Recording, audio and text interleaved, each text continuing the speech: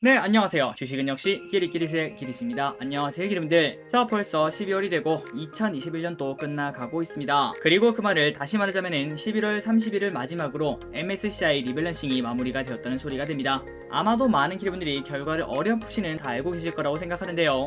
하지만 모르시는 기분들도 당연히 계실 것 같고요. 그 다음에 아시는 기분들도 정확한 수치는 모르실 것 같습니다. 그래서 오늘은 정말 빠르게 단 몇 분 만에 이번 4분기 MSCI 리밸런싱 결과를 확인해 보도록 하겠습니다. 그리고 이 결과를 봐야지 내년 1분기에도 할지 말지 정할 수 있겠죠. 같이 확인하시죠. Let's get it!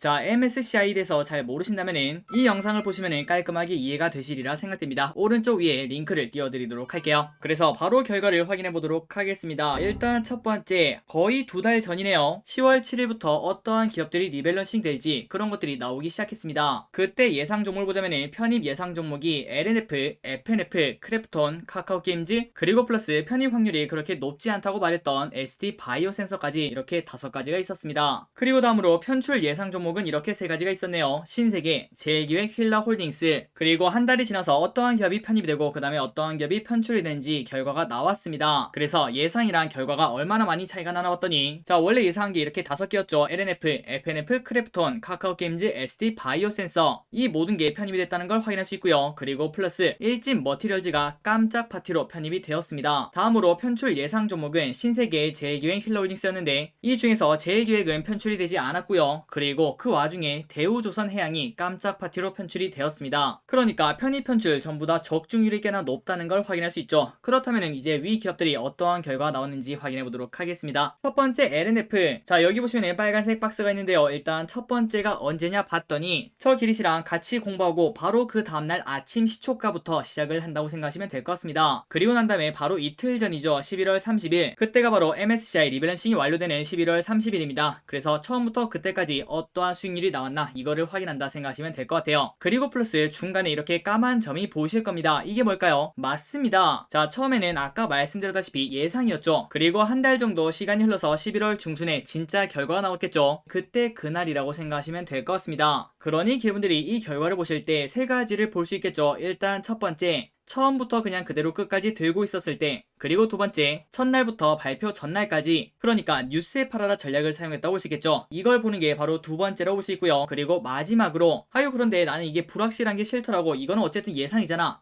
그냥 나는 결과가 나오고 난 다음에 그때 시초가에 매수해서 그 다음에 마지막 리밸런싱, 그때 전부 다 매도하는 그러한 전략을 사용할게. 이게 3번째라고 보시면 될 것 같습니다. 그러니 여러분들 이해가셨죠? 첫 번째는 처음부터 끝까지, 그리고 두 번째는 처음부터 중간까지, 세 번째는 중간부터 끝까지. 이 결과를 바로 확인하도록 하겠습니다. 일단 첫 번째, 발표 전날까지 22%가 상승했습니다. 매우 좋았다고 보시겠죠? 그리고 플러스 두 번째로 처음부터 그냥 끝까지 들고 있었다면은 27% 상승으로 마무리가 되었습니다. 그러니까 매우 나이스한 결과라고 볼 수 있겠죠. 그리고 다음으로 FNF를 보도록 하겠습니다. 발표 전날까지는 22% 상승, 그러나 그때부터는 쭉 떨어지더니 결국 8% 상승으로 마무리가 되었습니다. 그러니까 LNF와 달리 FNF 같은 경우에는 뉴스에 팔아라 전략이 오히려 옳았다고 생각을 해볼 수 있겠죠. 그리고 세 번째, 크래프톤 발표 전날까지 15%나 상승했습니다. 그러나 최근 들어 장이 안 좋아서 그런지 조금 상승하다가 그냥 바로 흐항을 해서 결국은 7% 상승으로 마무리가 되었습니다. 다음으로 카카오게임즈 최고의 한 수라고 볼 수 있었겠죠. 처음부터 발표 전날까지는 무려 36%가 올랐고요. 그 다음에 처음부터 끝까지 들고 있었어도 무려 45%나 상승을 했습니다. 혹시 기리분들 중에서 보유하고 계신 기리분들이 계시다면 진심으로 축하드립니다. 그리고 아까도 말씀드렸다시피 편입될 확률이 조금 낮았던 SD 바이오센서, 그렇기 때문에 발표 전날까지는 1%밖에 상승하지 못했습니다. 그러니까 보합권이죠. 하지만 편입이 되었다 그러한 소식이 나오니까 첫날부터 갑자기 급등을 하기 시작하더니 결국은 처음부터 마지막까지 투자를 했다면 약 33%의 상승을 했다는 걸 확인할 수 있습니다. 그리고 마지막입니다. 일진 머티리얼즈, 처음에는 편입을 예상하지 못했죠. 그래서 깜짝 발표가 나오고 난 다음에 그때부터 투자를 했다면 약 16.5%가 올라갔다는 거, 이러한 부분도 우리가 쉽게 볼 수 있네요. 그러니까 지금까지 딱 보다시피 MSCI 편입 기업들은 전부 다 좋은 흐름을 나타냈습니다. 하지만 발표 다음부터는 조금 온도 차이가 각각 있었습니다.